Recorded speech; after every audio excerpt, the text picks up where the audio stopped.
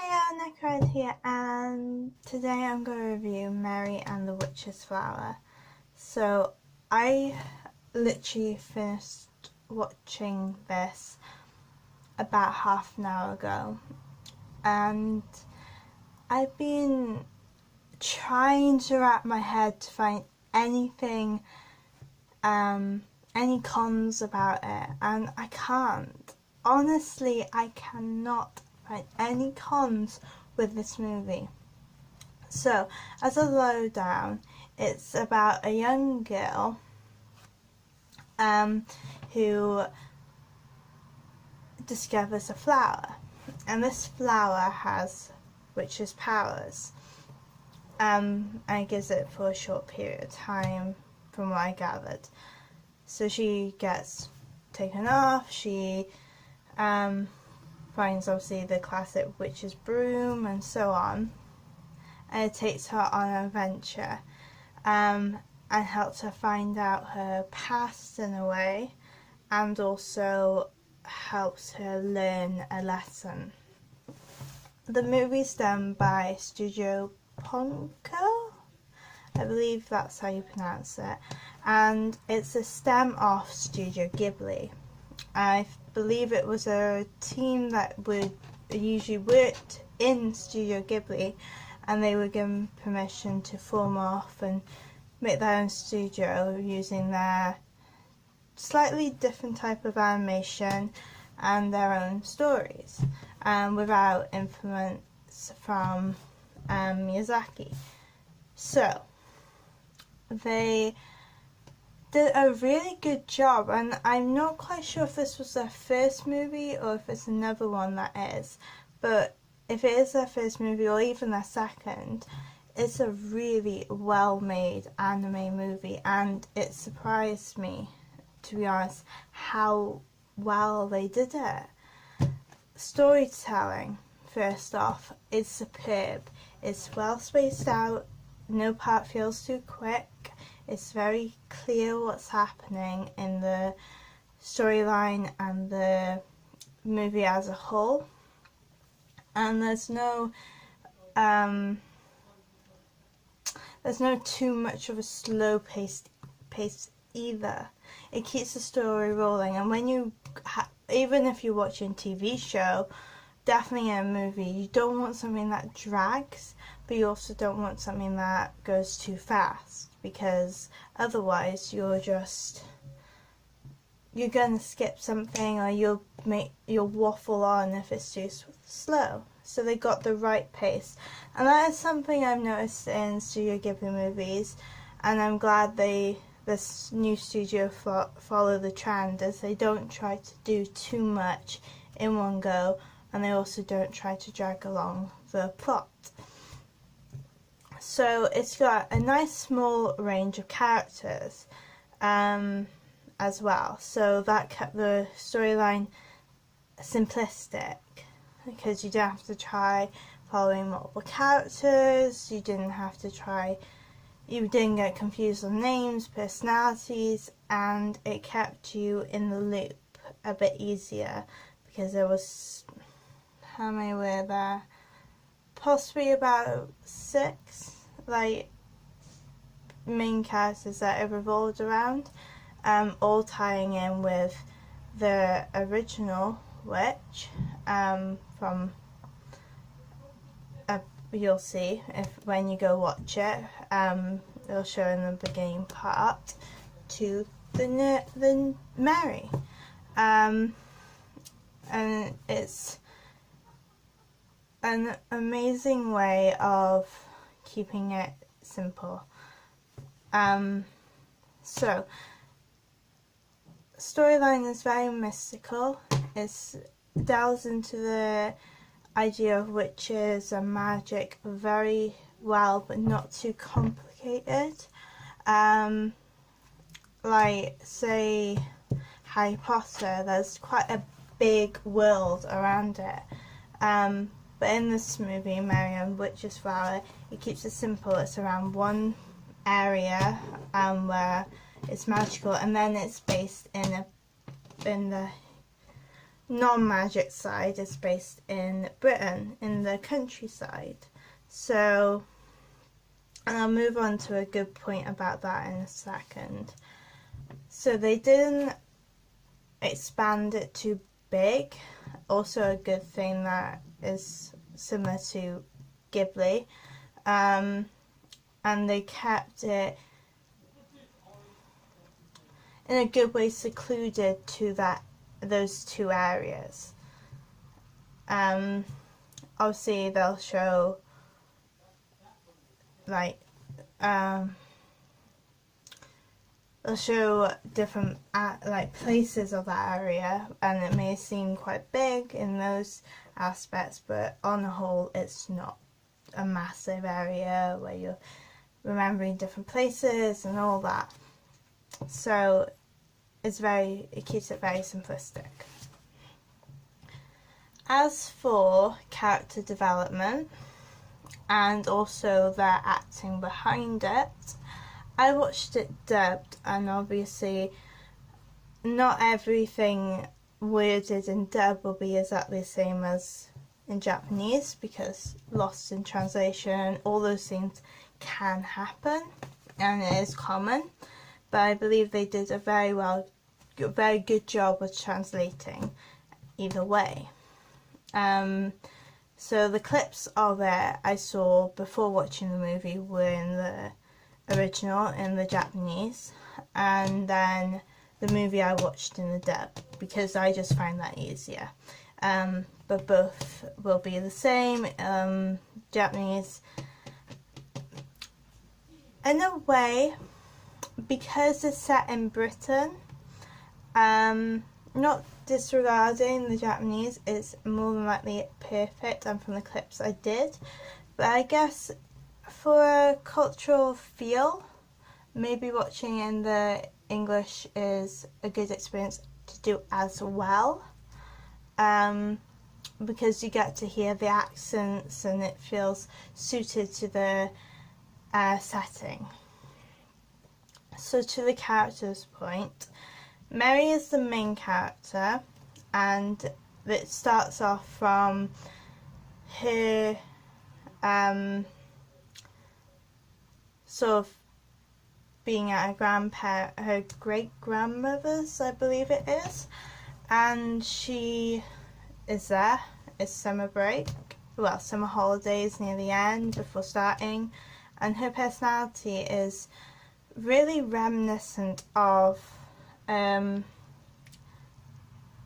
child starting a new school, not having any friends yet, and feeling like feeling bored basically, and she shows reminiscent of a lot of young girls where they feel they're not good at anything, but at least she portrays that she does have a lot of accidents and mishaps, but it's all through trying to do something good. So she tries without a lack of trying. She feels that she's a failure anyway. But when when the events of the movie around this flower start happening, she slightly gets the confidence boost. She gets more determined. She decides she cannot fail. She will not fail, and she will try.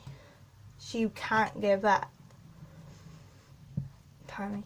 And I think that is a really key lesson, is no matter how much you fail, you can do it. You just don't give up. And I think that is the main point main lesson they were trying to get across, is just don't give up. And the character of Mary expresses that very well. Then you go on to her great-grandmother, who has a secret. but she's moved on from what that secret stems from. She had kids, she got married, had kids, had grandchildren, and great-grandchildren. I believe she's a great-grandma. I hope I'm not overaging her. But yeah, she's a very friendly character. She's very supportive of Mary. She takes her in just before, a week before school starts again, I mean, and looks after her with a housekeeper, Miss Banks, I believe her name was, who is also very friendly but very comedic, and that links to who voices her very well. But back to the grandmother, she tries to encourage, be apologetic for the fact that Mary's not doing much, that there's not a lot of kids around because they're still on holiday, but tries to support her in the way she can through a friendly manner, which is what you would want from a grandmother, be it great-grandmother or a direct grandmother, because a grandmother is another bedrock for a child, and they express that very clearly in that movie, that she gets worried when Mary isn't home on time, she gets worried when she finds out what's going on, and I won't spoil, so you'll find that out in the movie. And she's very friendly to everyone, it seems. She's like a mother figure to a lot of people. That's just the vibe I got off her personality and what's shown in the movie. Miss Banks, the housekeeper, or the house, not maid, from the setting it wouldn't be a maid, is modern setting, so she would probably be a housekeeper, elderly person helper, and she, as I said, is kind but has a slight comedic feel, and that's because of who voices her.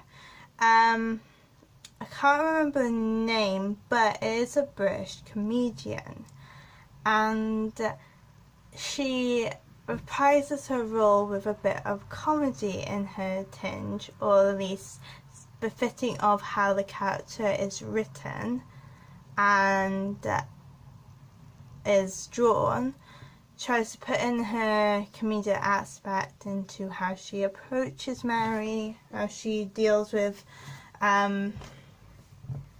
Mary's mishaps, and it also has the supportive feel like the grandmother does.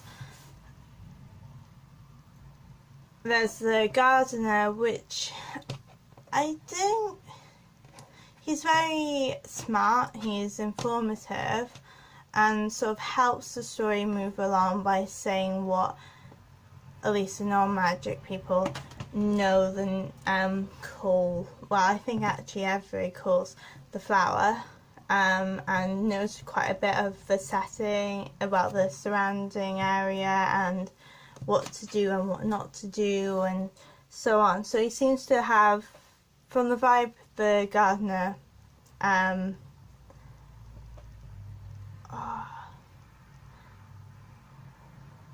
think it's Sebusus. It was a weird name. I won't keep trying to butcher it by trying to say it. But yeah, he seemed to must have lived there most, not if not all his life, because he knows a lot of the history of the town and of the flower and the stories around it and so on. But he's like one of those keep to himself sort of people. So he's not grumpy, but he's not as vocal as all the other characters seem to be. So, and then there's the boy, Peter, who also is written very well, has a different personality from Mary, quite the opposite, really, and is also, a theme seems to be supportive characters, in personality-wise. So, and I think that is something that is good in a children's movie, is the representation of a supportive, friendly person, and because you don't get that a lot in real life. It's sort of a lesson to people: be kind, be friendly, be supportive of each other, stuff like that. So yeah, Peter's like same age as Mary, I believe. So he's one of the very main characters, so I won't go into much detail about him. Then in the magic side, like the witches and warlocks and the magic side of things, there's two characters, Madame and Dr. D, and they're like teachers. One's obviously witch, I think he's a warlock / scientist, and their roles are pretty particular to their, you know, when you see someone, you match a certain personality to how they look. So Madame's quite formal, quite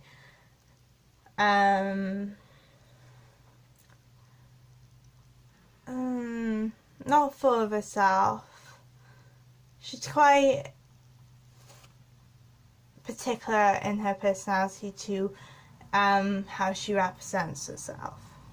So, as I said, very formal, very set in her ways of how she presents that area and everything.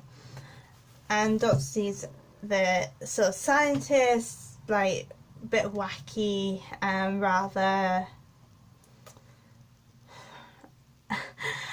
funny, very fast spoken, and yeah, the typical sort of mad scientist. And I don't know why, but he sort of reminded me of the scientist out of Steins Gate.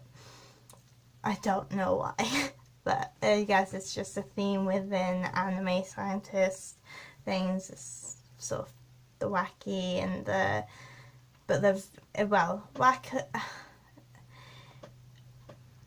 strangely smart, and it's just really weird. But yeah, those are the main characters. If I forgot anyone, you'll see it in the movie. You'll get a more clear thing of what I'm pointing upon and actually what their roles are. I won't go into detail because that will be spoilers. I'll just cover their personality vaguely. But linking to the non-magic orientated side, so the real world, it's set in a British countryside. The animation setting is perfect. They got all the details right of a British countryside. Now, thin country roads, lots of fields, lots of animals, quite bigger houses, and than you would see in towns and villages and cities. Older styled and very lush in greenery. It has a lot of plants. There's a lot of themes of flowers. I think that's just relative to the idea of the witch's flowers. There's a lot of woods and so on. And voice acting for the dub is by British. So instead of having Americans trying to do British accents and not quite getting it right or not being genuine, they got British actors and actresses to voice each character. And surprisingly, and I mentioned Madame, that's voiced by the same actress as who played Rose in Titanic, which is really interesting because I will be honest, I could hear a slight resemblance in the accents and tone, but I wouldn't have thought it was her. And they got quite a good range of well-known voice actresses and actors to newer, and they stuck with children voicing the children. So there's the two children, Mary and Peter, and those are voiced by child actors and actresses. Mary was voiced by the same girl who played, I believe it was voiced by the same girl who did the young girl in the BFG, by Steinberg, the 2016 movie, let's just say that. And Peter was voiced by the same person who did young Mad Hatter in Through the Looking Glass. So the actors and actresses played memorable characters, but they weren't as well known. So they tried to get a mix of well-known actors and actresses and not so well known to even it out. But definitely using British actors and actresses in a British setting is the best thing a movie can do. Obviously there's American and foreign actors that can do a really good British accent. I'm not disputing that, but I think for this movie it was needed. So of characters, animation was brilliant and reminiscent of Studio Ghibli, but had its own charm, its own style and places, its own ideas. And even though obviously Studio Ghibli has done witches-based things, witches and warlock-based storyline, this took on a different aspect that it was merged with like it wasn't, not everyone knew them, they existed, or it wasn't in a whole fancy sort of setting. The area that they go to on the witch side is mystical and everything, but it has aspects of life, like electricity, and just the way the power worked showed it a bit differently, and their aspect of it to some of the Studio Ghibli movies that have it. Just in my opinion, it just felt a bit different how they went about the witch's powers and so on.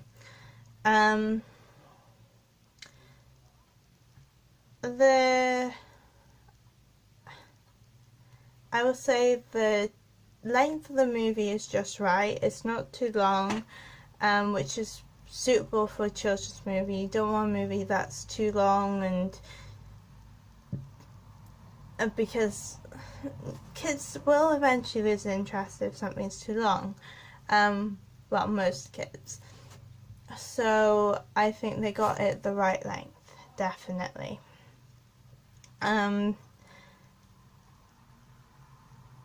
But honestly, I can't think of anything to put the movie on.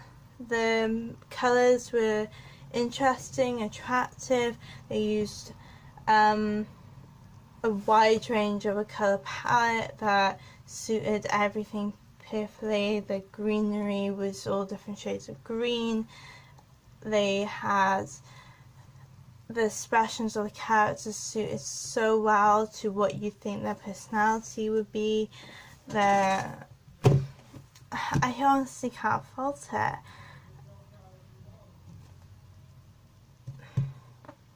Yeah, I can't.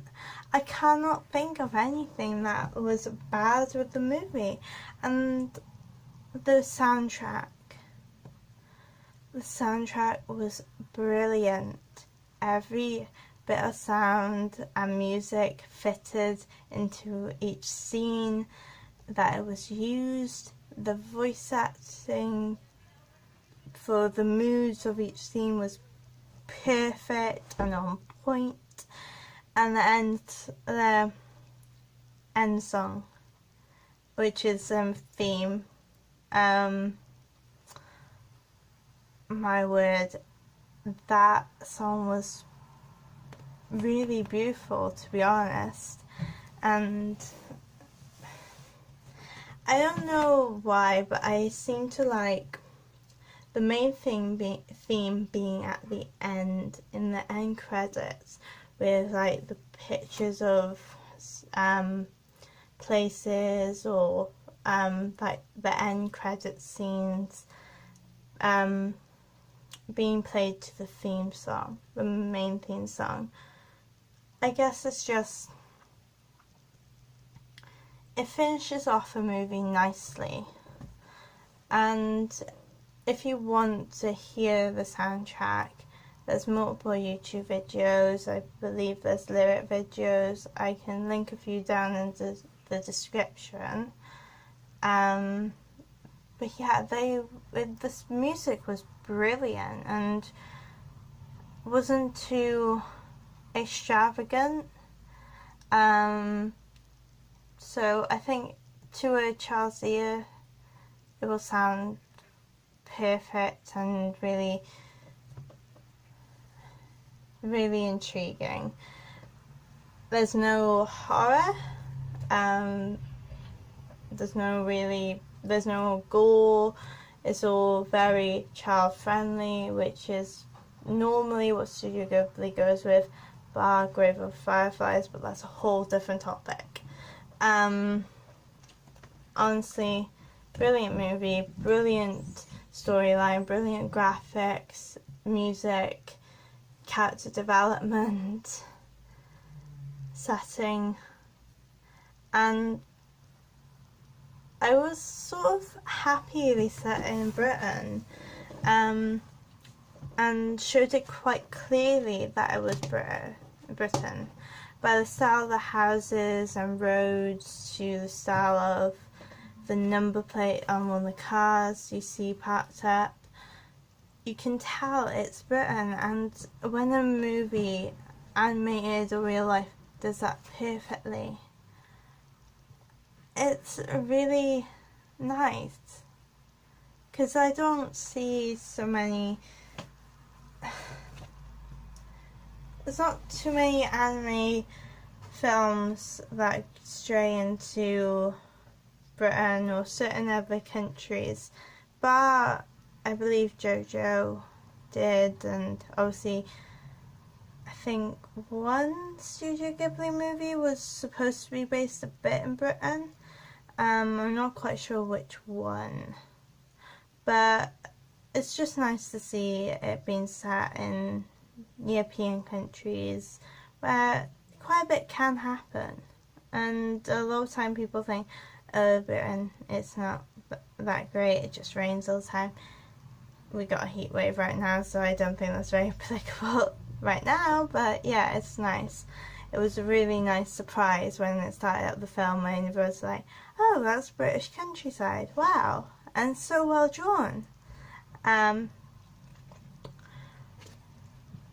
So, in conclusion, it's a brilliant film, and honestly, you need to watch it, be it the dub or the sub.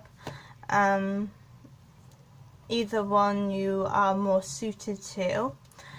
And the story is based on a book called The Little Broomstick. And I did read a bit when I was younger. And from what I remember, it was a really good book. So I think give that a read if you want a bit of insight in where they got the inspiration and the ideas from, because sometimes reading the book helps enlighten you to what else happens, or in a bit more detail, because as I said on another review, you can't always get all the details and aspects into a movie. It's just sometimes not possible, so it's good to go back to the source material. So yeah, it's a really brilliant film, and watch it. Seriously, watch it. It's on a few anime sites. I watched it on Kiss Anime, but also I believe it's on DVD in most HMV stores and quite a few other places, possibly Walmart in America, but just do a bit of searching around and I'm sure you'll find the DVD. I believe it came out on Blu-ray as well, so those that have Blu-ray players or PlayStations, I think Xbox One, yeah, you can get it on Blu-ray. So I hope you enjoyed the review. I hope you will enjoy the movie, and when you have, post your opinions in the description, in the comments below, and let me know what you thought of it, because honestly I couldn't find anything at fault, but maybe you will. Maybe you think, oh, nothing can add up to Ghibli. Ghibli's amazing, and Ghibli is amazing, but they are a branch off Ghibli, and I think they led the tradition on to Ponco very well, very, very well. So I hope you enjoyed it, and let me know what you think. And I'm not quite sure what I may do for the next video. It may be another review, it may be a challenge. I'll just see what can be done next week. So I'll see you all soon.